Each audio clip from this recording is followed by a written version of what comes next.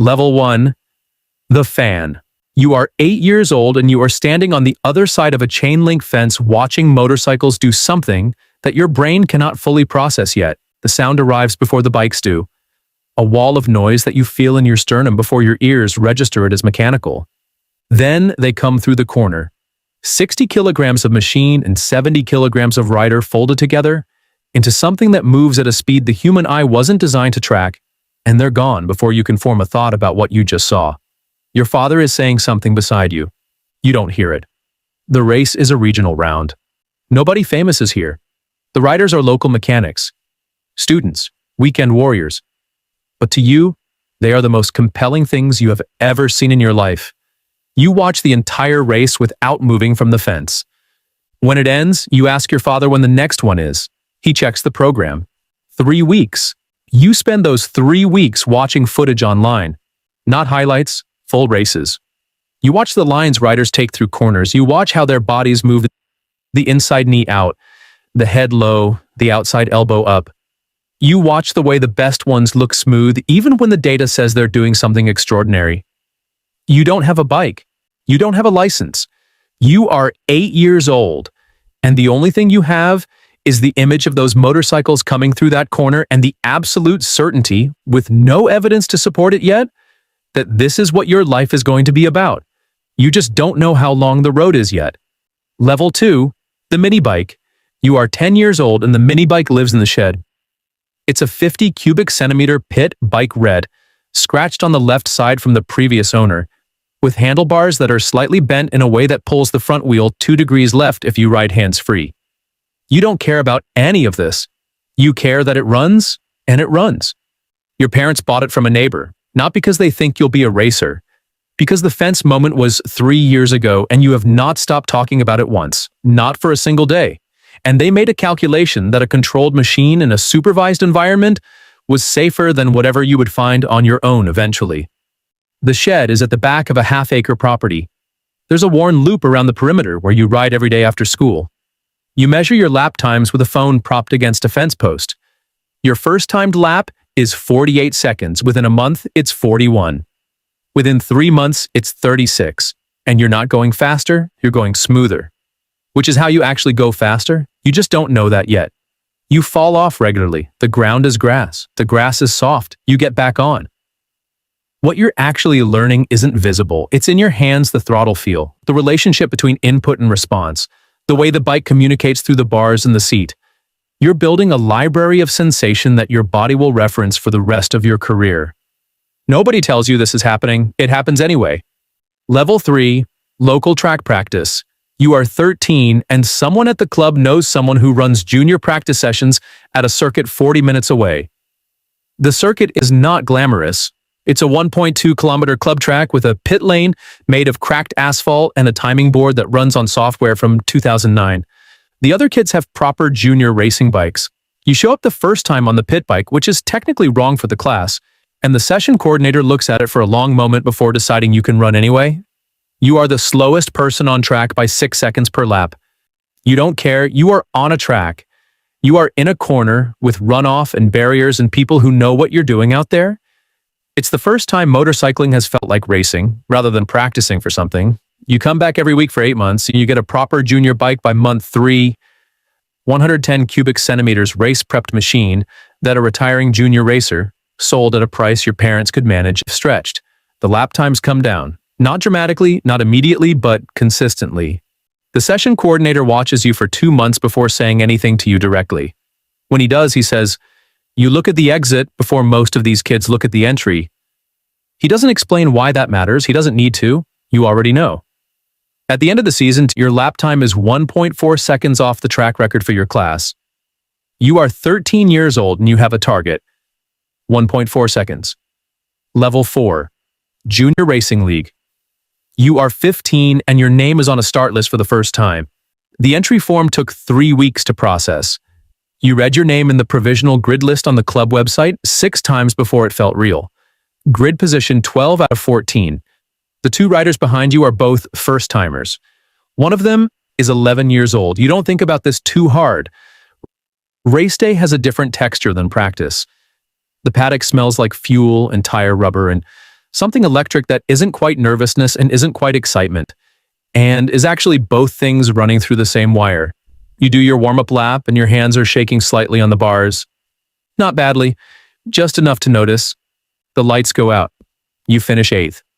Not because 8 riders were slower than you, because 4 riders in front of you made mistakes, and you didn't.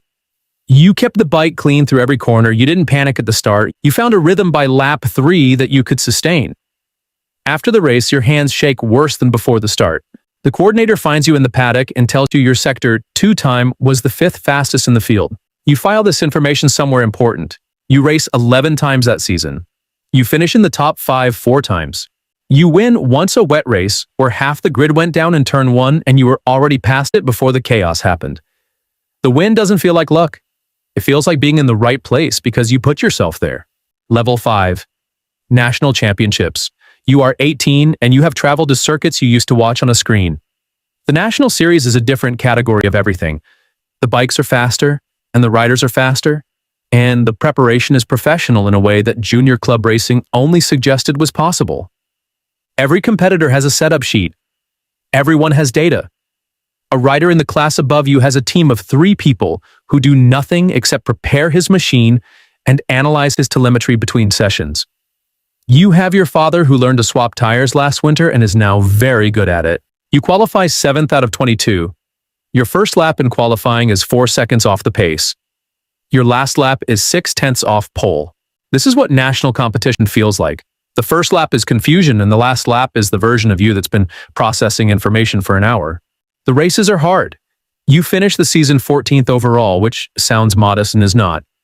You beat riders with more funding, more experience, and better equipment on days when the conditions suited your ability to read a track and make adjustments nobody told you to make. What changes at this level isn't the riding. It's everything around it.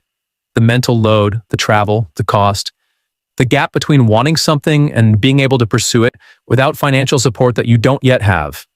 You ride the last race of the season knowing that next year has to be different. Not better different. More supported, more serious. You finish 5th. Your best result of the year. You drive home in silence, already planning. Level 6. Factory-supported rider. You are 22 and there is a logo on your leathers that isn't yours. The sponsorship conversation happened over a coffee at a trade show in February. A brand development manager for a mid-tier manufacturer had been watching your results for 18 months. Not your wins, your consistency. The ability to run the same lap time on lap 1 and lap 15. The ability to finish races that your competitors don't. The telemetry that shows smooth inputs where other riders show corrections. They offer a support package. Not a full factory deal. Bikes at manufacturer cost, technical support, a small retainer, and the logo placement. It's enough. It's the bridge between what you could do alone and what you might become with backing. The expectation is results, but the education is access. You are now in a paddock where the conversations are about setup data you didn't know how to interpret 6 months ago. Your engineer sits with you after every session and shows you the gap between where you break and where the data says you should. You close that gap over the course of a season in increments of meters. You finish 3rd in the national championship, not because you're the fastest rider in the class, because over 32 races across 14 circuits through conditions that varied from perfect to dangerous, you made fewer mistakes than the 2 people ahead of you made. 3rd place in the season is 1,000 small decisions compounding. The manufacturer extends the contract. In the meeting, the development manager says, "We want to see how far you can take this. You already know the answer. You just haven't proven it yet." Level 7.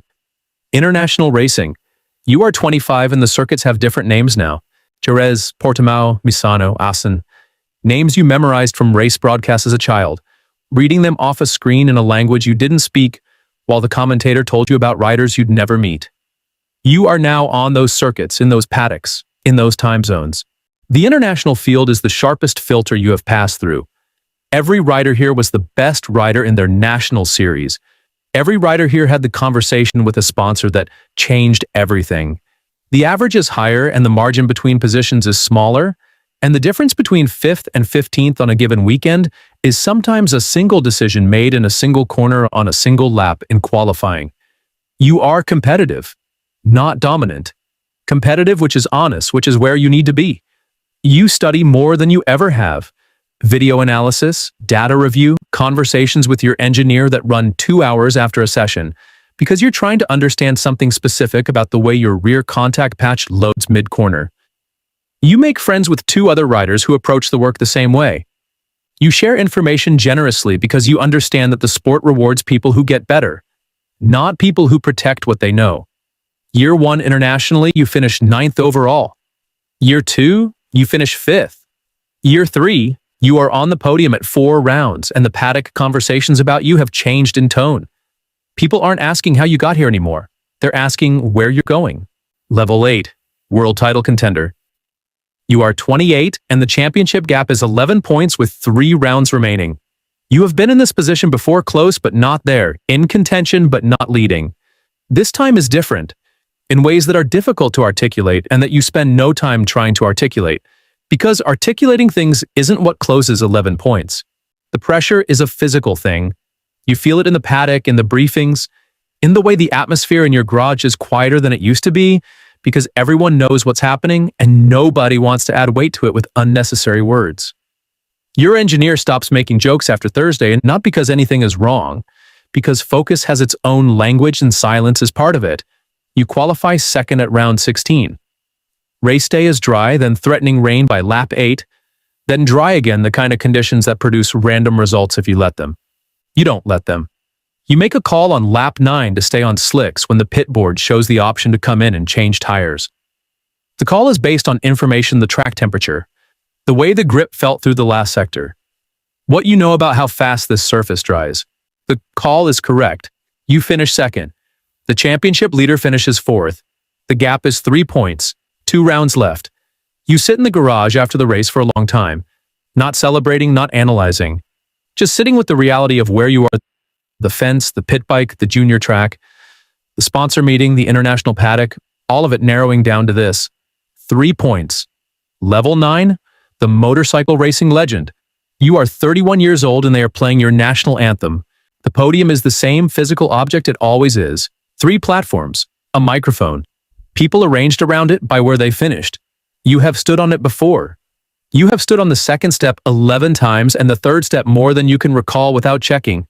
The top step is different, not because the platform is higher, because of what it cost to get there.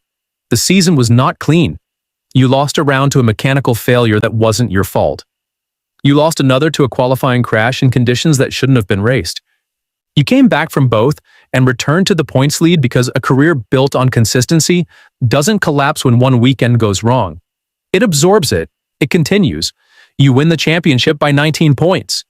The mathematics finalize with 1 round to spare, which means the last race is just a race, which means you get to enjoy it in a way that a championship decider doesn't allow. You enjoy it. You ride the last lap slowly. Not ceremonially slow racing slow, the pace you could hold forever. The pace that looks effortless from the outside because it genuinely is by now. After the podium, your engineer finds you in the garage. He doesn't say anything, you don't say anything either. There is nothing to say that the season didn't already say for you. Somewhere right now, a kid is standing by a fence watching motorcycles fly past a racetrack. They don't know it yet, but today is the beginning, just like yours was.